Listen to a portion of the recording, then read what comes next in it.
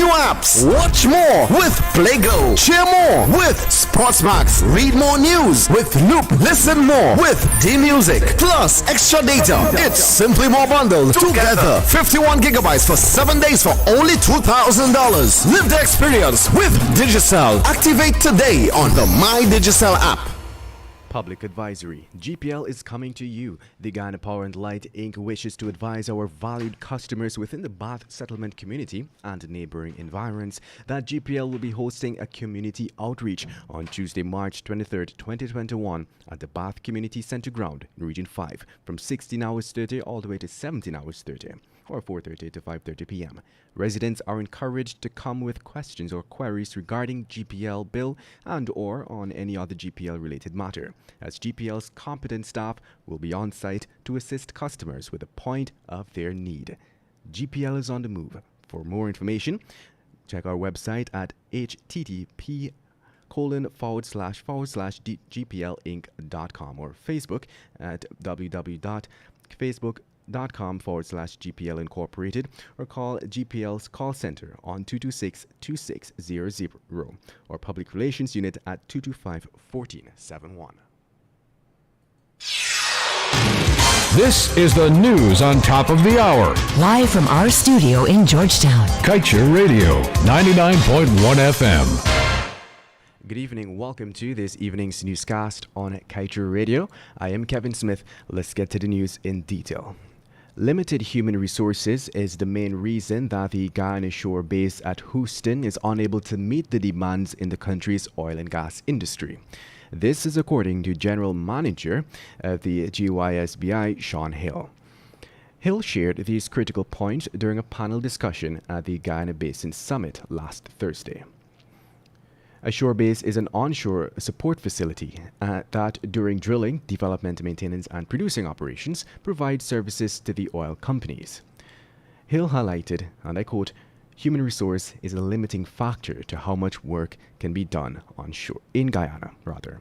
A lot of skill sets that is possessed in the industry are non-transferable." He noted, however, that the Guyana Shore Base is doing its best at retaining the workforce, which will expand to 500 employees by year end. And now let's tell you, Gaisuko has in recent years found itself in dire financial straits with newly appointed CEO Ses Narayan Singh now conceding that the industry currently sells bulk sugar for about half of what it costs the industry to produce. Compounding this situation, the three factories that Singh have been tasked with resuscitating, shuttered by the David Granger administration, are in fact now junkyards, the like of which the new CEO describes as Sanford and Son type facility.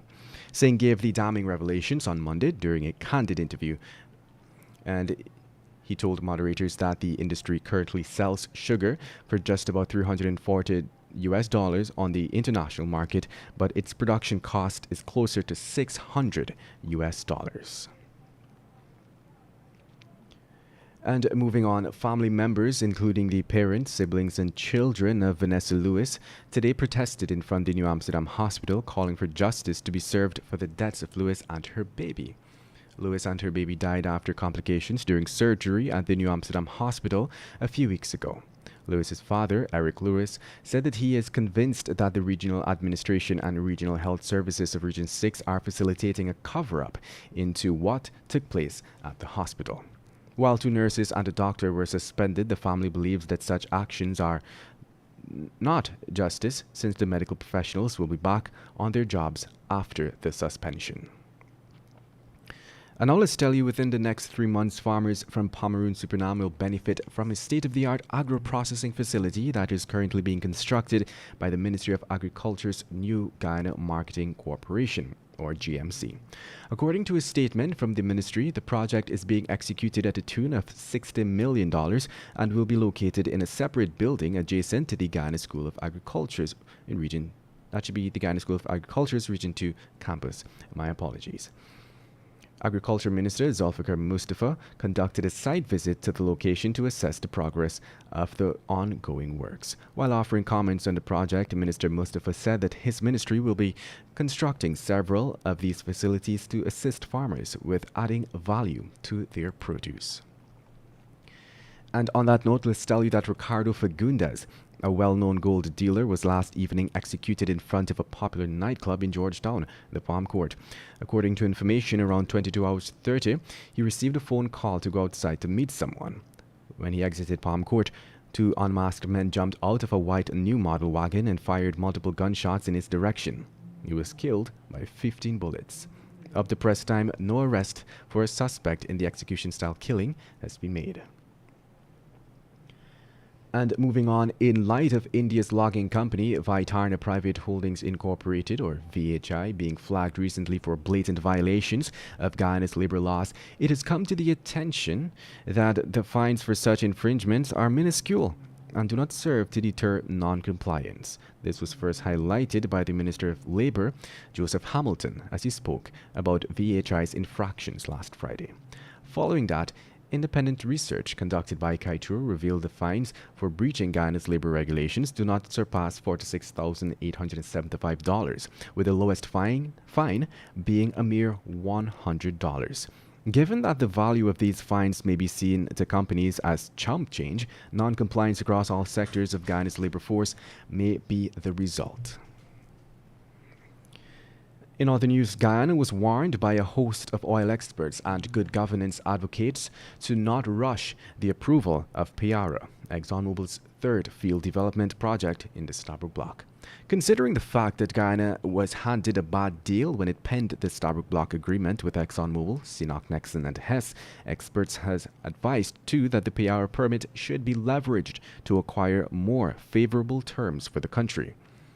In the weeks leading up to its approval, Exxon's Senior Vice President Neil Chapman had issued an ultimatum to government to grant approval soon or risk significant value loss. Now, months later, Vice President and local oil boss Dr. Bharat Jagdeo has publicly admitted that it was because of that very reason government forged ahead so quickly with Payara's approval.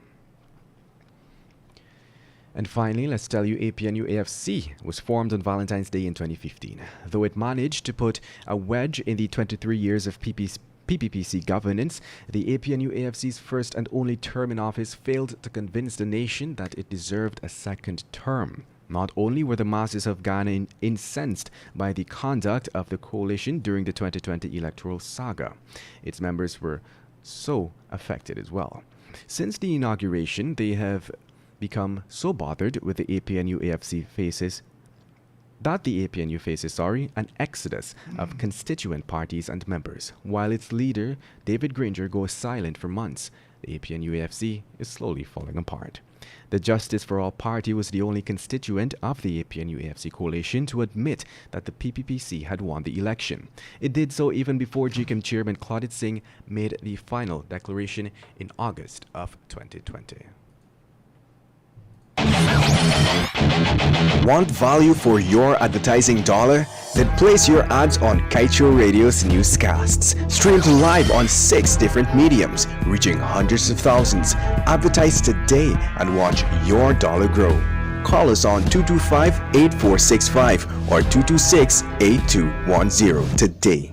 Guyana, please join me on the Glenn Lal Show, 99.1, 99.5, Kaichore, every Monday, Wednesday and Friday, 7:20 p.m. and a rebroadcast of the next day at 11 a.m. just in case you missed that program.